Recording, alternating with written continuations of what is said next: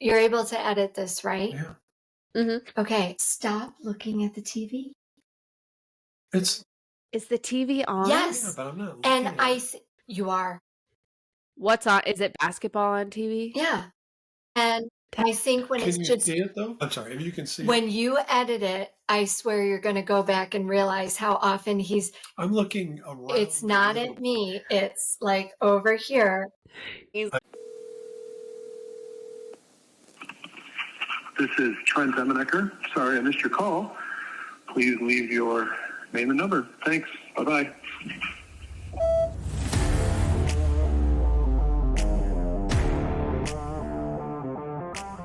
Hi, welcome people to the Please Don't Call Me podcast, where Alex had this great idea to skip the phone calls and start a podcast because I don't like to answer the phone because it makes my head sweat and it's a real disease. So please stop making fun of me.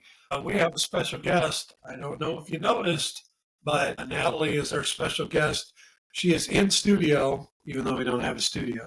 She's in studio with us, with me in South Florida here. And there's Alex. Hi, Alex. hello and hello, Podcast Nation. Wow. I'm making it a thing for you. I don't know that we get to call it Nation yet, but I'm willing to give it a go. We'll get there. So, hi, Dad, and hi, Mom. Hi, Alex. Good to see you. Welcome to the Thank podcast. you. Do you want to introduce yourself a little bit for those who might not know you? I'm curious because it's funny, you never hear your mom really introduce herself and say things about her. So I'm curious what you're going to say about yourself. So I'd love to hear. Okay. No pressure. My name is Natalie Emenecker, but I go by Nan. That's been a common nickname. So if you hear Trent refer to me as Nan, it's the same person. Not Nat. We are definitely Not Nat. against Nat. No. Who wants to be called Small bug. like the annoying bugs that everybody can't stand? That is a good rationale. No, Not Nat. Nan. I've been married to Trent for 30 years now. And then obviously Alex is our firstborn daughter. So I work at my family's business. And as much as I enjoy that, helping take care of people and whatnot, my favorite job is being wife and mom, for sure. So, okay. I love to run. I wouldn't say I'm a very good runner, but I love doing it. Last year was super fun because I challenged myself to do a 5K every month, and we did it. You joined in when I was already a little bit. February is the right way You to say joined in that. February and you missed August, but I made it 12 5Ks last year and loved every minute of it. And while I am still running this year, I have not run one single race. Too busy. So The bar was too high. You couldn't top it. So you might as well just Mm-hmm. not do it at all. I thought you talked about the sea glass hobby. Now you're talking about I sea have that hobby too. Yes. So I know that when a lot of people go to the beach, they collect shells, and I don't. I collect sea glass. I wish I had known I was going to talk about that that's because so- I would have brought some of my best pieces. But some people don't know what sea glass is, and it's basically pieces of glass that have been weathered by the salt water and the sand, and they have no sharp edges, and they lose their shine. They're dull and super smooth, and I love collecting sea glass. Good times. My dad has like the eagle eye for it. Yeah. He's good at it. Every time I'm at the beach with you guys, Dad's combing the beach looking for He it. does a good job. Good So time. that's awesome.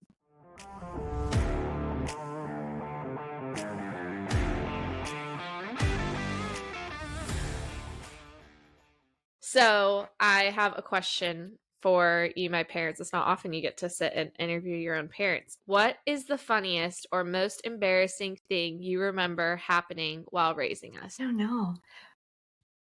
I used to warn you kids about stranger danger or walking away from me when we're out, in public and things like that. And I know the Podcast Nation hasn't met Addison yet, but there's a lot of amusing stories about Addison and getting lost or being aware of where the rest of the family is. But I had taught all you kids that if you ever lost sight of us, that you just yell as loud as you could, and then we would probably hear you and respond and be closer than you think. Mm-hmm. And I remember one time we were shopping at Old Navy. This is when we lived in Tucson. I was about to say, did this happen in Old Navy? Because I don't know what you're about to say, but I was like, something happened in Old Navy. And Addison had started to wander away just a little bit. And so I thought this is a good opportunity to test the training that I've been doing. And so then I purposefully got further away from her and hid from her view. Now I could see her, but she clearly couldn't see me. And I'm waiting behind this clothing rack to see what she would do. And next thing you know, blood-curdling scream throughout Old Navy. And sure enough, Addison remembered what she was supposed to do and caught everybody's attention. And of course, I came running, Mommy's right here. She's a dramatic one. I wanted to make sure she knew what to do. There you go. So. And it was embarrassing. It was embarrassing. Lesson and embarrassing. Yes. Equal. Okay. I'll give another one. Okay. So I think you guys have talked on the podcast about your common ground with basketball. So I've been a basketball wife and tried to go to as many of Dad's games as humanly possible with 4 kids in tow. And I always had like my bag of toys to occupy the kids and make sure that they were well entertained. But I don't know which one of the boys had this tiny orange. It was JT. I remember the this. tiny orange basketball, and we're sitting there at the game and I'm kind of distracted and watching and just a million things going on. And next thing I know, the game's being stopped because there's an extra ball on the floor. And it turns out it is JT's tiny orange ball that just rolled out. And I wasn't paying attention. So that one I was a part of, probably. Yeah, you were there. Yeah, I don't remember this. I was. Somehow I blocked out Dad's reaction to that, and there's probably a reason. Well, it might have been a good. I don't remember it. It might have been a good. It might have been the momentum of the other team. The other team's momentum, and he did it on purpose. We were also at another game once, and the scoreboard went completely black. Oh, this one I remember. And I'm looking at the scoreboard thinking, who on earth turned off the scoreboard? One of my children tripped the cord, pulled it out of the wall, and plugged it. So that one I remember too. Yeah. That's awesome. You did take us to every game. I remember the only one we would never go to. There was that big rivalry in Arizona. I won't say the name of the school, but there was... We didn't let you go to Nogales. No, it was Catalina. No. Catalina too. It was Catalina. Nogales was a long ways away. Putting it out there. But we got if they come for us. But yeah, those games got a little heated. They did. Police escort. Fists were thrown. Mm-hmm. Yeah, so Mom always got a babysitter for those games. You'd usually go and leave us with a babysitter. Yeah. And I remember one year it got interesting and you coming home and telling us the story. And anyways, yeah, good times. I have a dad might not remember this, but he took me. Dad was working a volleyball game, like you were running the score table, or at least sitting at the score table at a volleyball game, and you took me with. And I was so excited. I'd never been to a volleyball game, and I'm sitting at the scorer's table at Catalina Foothills High School. So it was like a big game. It wasn't some rinky-dink little like high school game. It was a big deal. And I'm sitting at the table, and I just remember Dad saying heads up.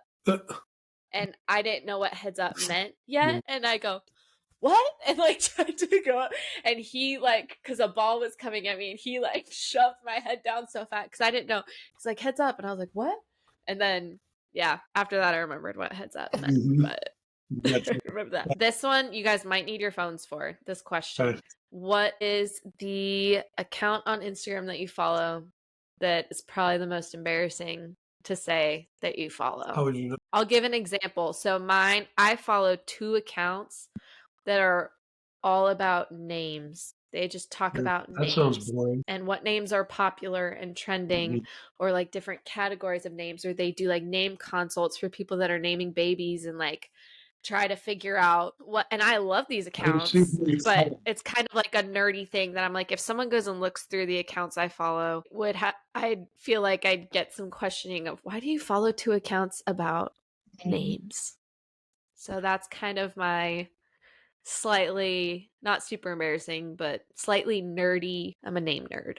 So that's my slightly nerdy account. I feel like I'm going to come back at you super boring. Yep. because I mostly, Do I need to look through your I follower? was Who going you to follow? say, you may look through and go, No, I'm pretty cool, actually. You're Nothing just weird? solidifying how cool I am. The more I look at this, the more I say to myself, I am awesome. All these cool accounts I follow. I'll share one with you that, I mean, Okay. it's not embarrassing for sure, but But it's unique. it's unique. Is it unique? So I follow Hunger for Words, and it's Hunger, the number 4 words. And this woman has taught her dog how to communicate with buttons. Oh, that's a nerdy follow. That's good. But it's a positive nerdy Let follow. me tell you, Stella But it's a nerdy follow, Mom. is impressive with outside now. Yeah. I'm looking through everybody you follow. You follow an account called The Dogist. Yes. And what is this? Just the story of dogs? He's a photographer in New York, although sometimes he goes on location and he walks around the streets of New York with his camera. And when he sees a dog, he says, "Do you mind if I take a picture of your dog?" And then he asks all sorts of questions. Okay, I'm totally nerding out here because I try to name the breed. It's almost like a game that as soon as he starts photographing the dog, I'm like, Jack Russell Terrier, Simone. Before it's said. Yes, Italian Grey. You do follow a sea glass account. I do. That's pretty nerdy. I do. And if someone were just looking through and saw that you followed Sergeant Bratwurst, they might, if they didn't know the family connection to our dear Bixby, Yes. that would be you follow a dachshund with the handle Sergeant Bratwurst. Yes. But So it is a relative's dog, and he's special. We love him. But that would be, if someone's just scrolling through, they'd be like, "Oh, you didn't mention Sergeant Bratwurst." Dad, did you find anything? Yeah. Oh, he's following a couple more. Let's see, Dad. The only one I would comment on is my most recent. And I don't know if the nation does it or somebody within the nation of Romania has an awesome Instagram, a random Instagram. It's not totally random because you and I, Alex and Addison, have been to Romania. But I follow, it is romania.org.ro. So I think it's their country, their official Instagram account. Oh, my word.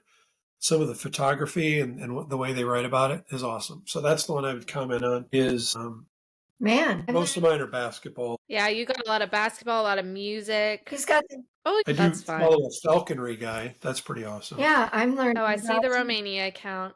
Falconry, that's pretty nerdy. I like that. The guy takes out pigeons. It's awesome. Right in neighborhoods. He's a good follow. Takes them out? Yeah, he drives down the street and he has his hawk in the window, he's holding it.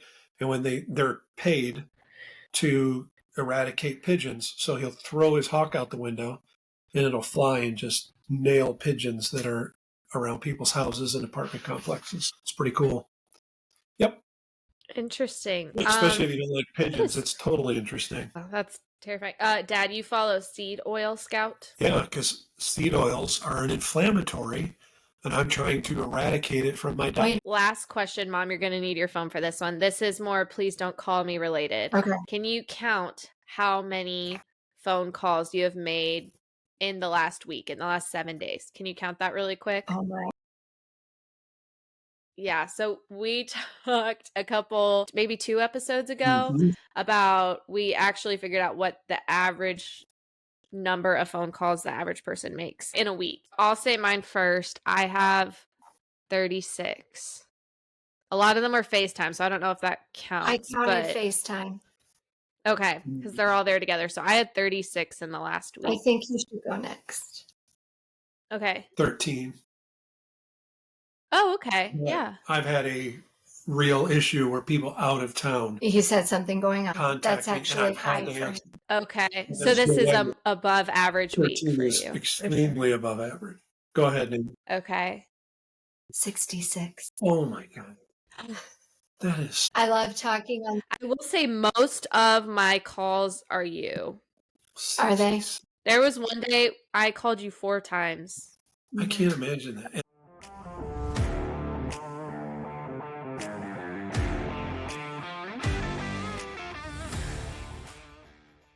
This is not a full-blown Christmas episode. We're gonna save that. I do want to talk about Christmas movies at some point, so mental note of that. But it is the season of Advent. Mm-hmm. And that is a word maybe not a lot of people are super familiar with. They might think of Advent calendar where you open it up and get a different, chocolate every day, or some people buy them for their pets.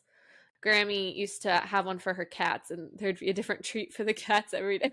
I should have got one for Capri. But so Advent is a word that's thrown around a lot right now. And we talked about it a lot growing up in our family. We had several ways that we celebrated Advent as a family. And I think we should talk about that a little bit. But Mom, I wouldn't say you're an Advent expert, but you're pretty stinking close. Okay.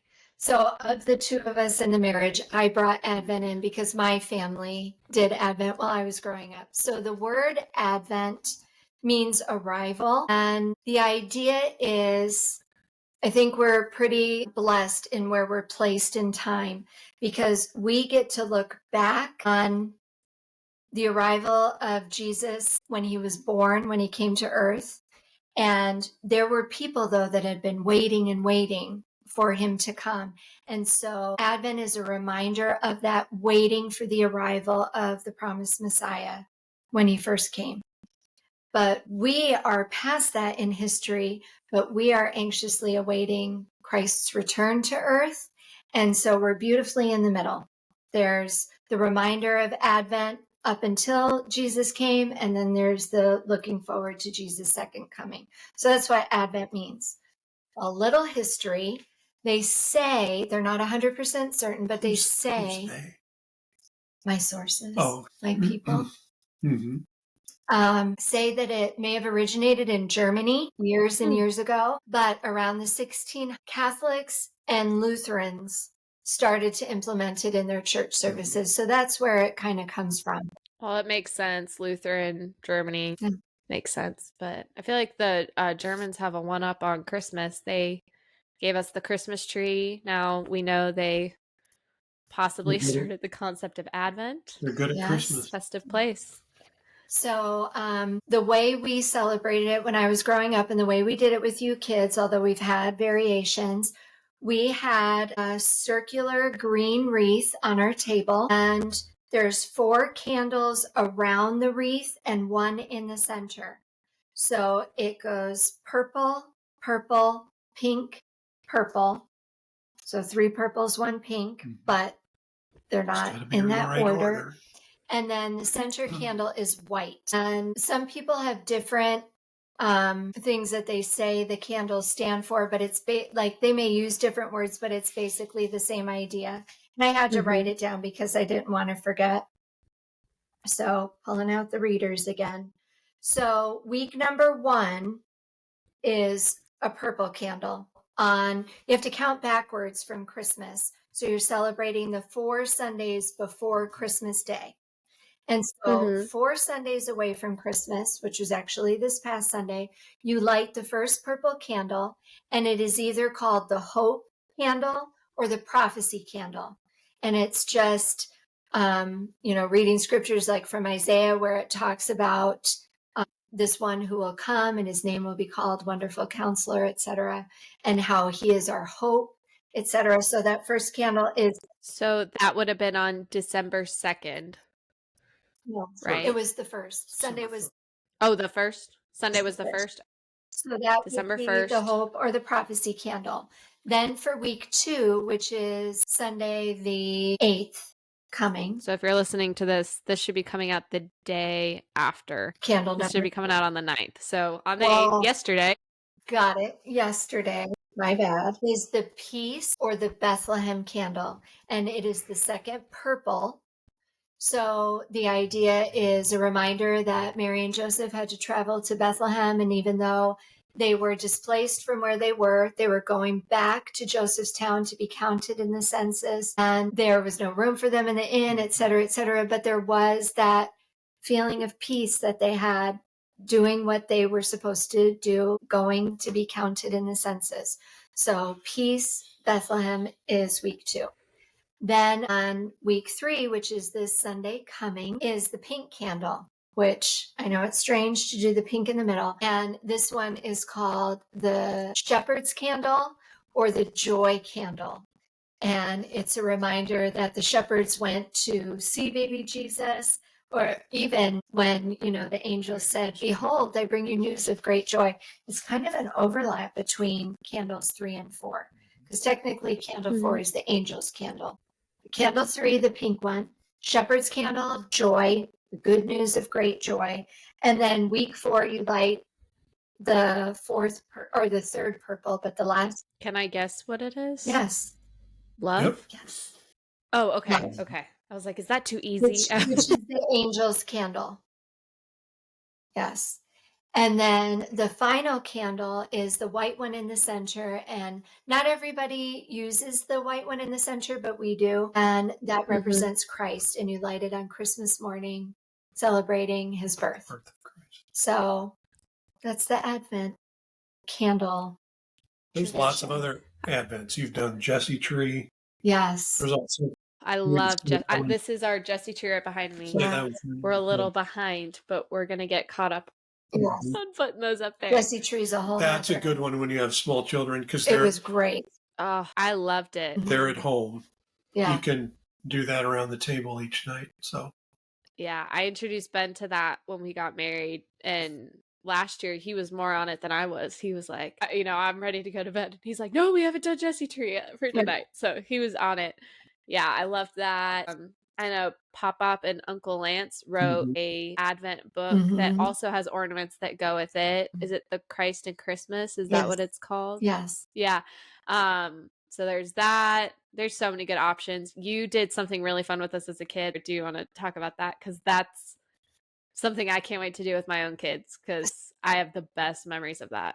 I'm so glad. I just remember when children are little, the thing that motivates them about Christmas is the gifts and what am I going to get and so forth. And I really wanted you kids to be thinking about what Christmas is really about. And so I wrote a poem, and I mean, it's several stanzas long. I can't even remember sections of it, but it was just basically talking about what we should really focus on, and that's the birth of Christ at Christmas. And so I also did a real simple artwork and had the poem printed on the artwork and put stickers on a bag. And then we filled the bag with candy, 25 pieces of candy. And I think the very end of the poem says something about the candy. For in the bag they all must stay, and when they are gone, it is Christmas Day.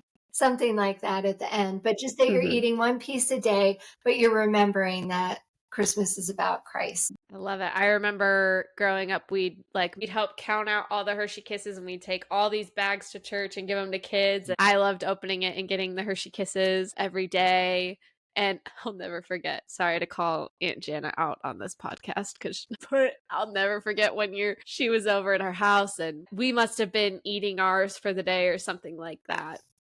And I remember her leaning over and whispering to you, she's like, I'm going to need to put some more in Aiden's bag because I have eaten 4 just today. She was going in and eating them. She's like, I got to replace them before he notices they were gone.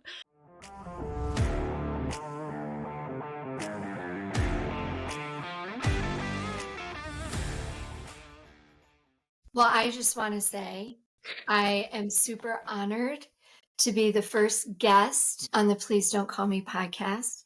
I listen faithfully, and I really... You do. I might be... You give us feedback. If Spotify Wrapped, on your... If our podcast had a Spotify Wrapped, you would be our most, probably in the top 0.0001% of listeners. So thank you.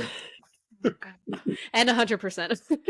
No, but I feel honored to be your first guest and to be in on your little phone call of the week. So thank you. Yeah, thank you. Really quick before we go, was there anything that surprised you in your Spotify Wraps that came out? I'm gonna have to get this back week to you on that. I don't know. So my most listened to artist, I think that was the category, was Jacob Shea. And Jacob, if you're listening, I have no idea. But I just did my rap today and I need to research it. So here's the deal. He must have collaborated with Hans Zimmer on something because I listen to Hans Zimmer a lot. But then how is Hans Zimmer not your guy? Know.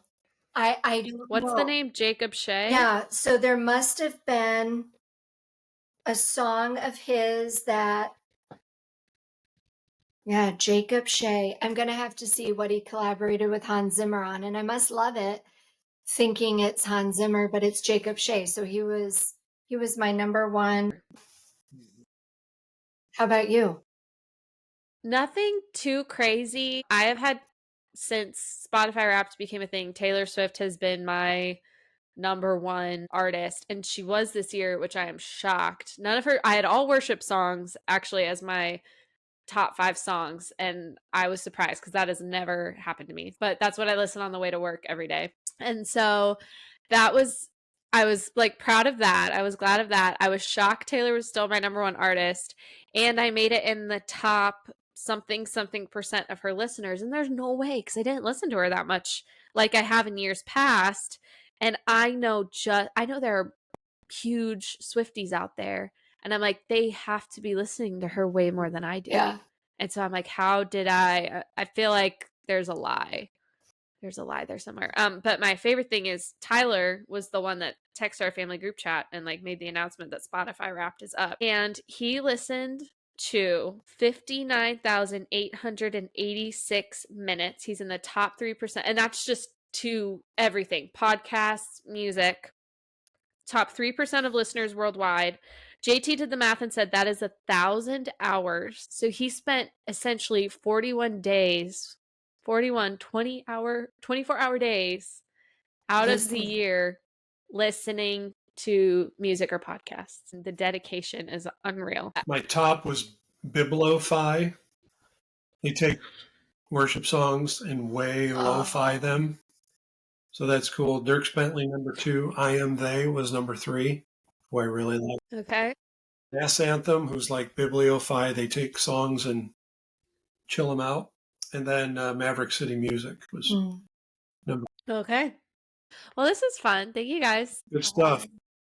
I enjoyed it. I enjoyed this talk with you. Again, if you're listening, please comment. Addison is again our faithful commenter, but we would love to hear what you guys want to hear about. We did get our first request this week on a topic. We'll work on that. So it's in process. Yep. Mary Grace, if you're listening, It is in process. Hopefully we have some Christmas content coming up soon, because I am starting to feel very merry. I mean, Mom is in her jingle sweatshirt. We got Christmas trees behind me and behind Mom. So there it is. Some of the content includes how many candy canes you can stuff in your mouth. Things like that. Out. The little ones. Okay. You can wedge in Yeah, like that this. just doesn't sound comfortable. And then your face is stuck like that until they melt. That's okay. On that note, that's kind of content. Goodbye. All right. Love you, Alex. Bye, everyone.